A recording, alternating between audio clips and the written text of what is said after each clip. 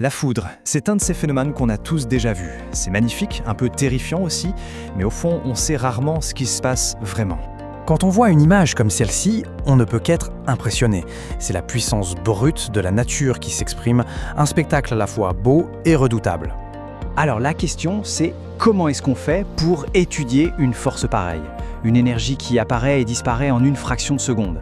Eh bien, c'est ce qu'on va décortiquer ensemble en suivant le chemin de l'éclair, depuis le nuage jusqu'au sol. Et pour comprendre la foudre, il faut forcément commencer par sa source. Tout part de là-haut, dans le nuage d'orage, le fameux cumulonimbus. Ce nuage, il faut vraiment le voir comme une sorte d'immense machine électrique. Ce n'est pas juste de la vapeur d'eau. À l'intérieur, c'est un chaos total.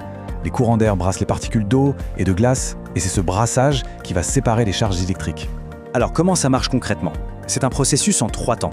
Tout en haut du nuage, on a les cristaux de glace, très légers, qui deviennent positifs. Au milieu, là où se trouvent les gouttelettes d'eau plus lourdes, la charge devient négative. Et parfois, une petite poche positive se forme aussi tout en bas. C'est cette séparation, cette polarisation, qui est la clé de tout.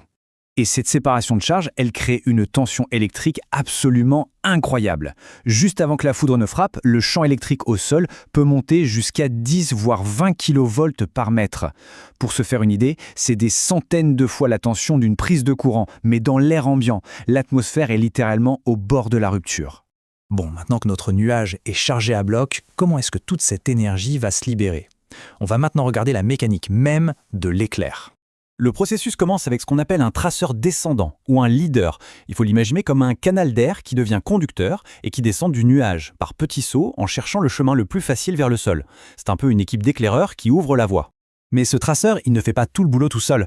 Pour que la connexion se fasse, il a besoin d'un coup de main et c'est là que le sol entre en jeu. En fait, quand le traceur négatif se rapproche du sol, le champ électrique devient si fort que le sol lui-même se met à réagir. Depuis les objets les plus hauts, un arbre, un bâtiment ou même simplement le sol, des décharges de charge positives, des streamers, montent à sa rencontre. Et voilà, le moment décisif. Quand le traceur qui descend et le streamer qui monte se touchent, le circuit est bouclé.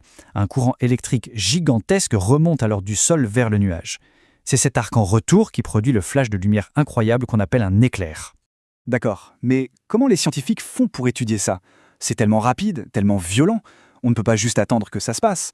Eh bien non, ils ont une méthode bien plus audacieuse. Ils la provoquent. Pour ça, il y a principalement 2 grandes techniques, toutes les 2 assez fascinantes. La première, c'est de déclencher la foudre à la demande avec des fusées. La seconde, c'est de construire des tours tellement hautes qu'elles deviennent des cibles quasi certaines pour les éclairs. Et on voit bien ces 2 approches ici. D'un côté, ces petites fusées qui tirent un fil conducteur derrière elles, et de l'autre, des structures géantes comme la tour CN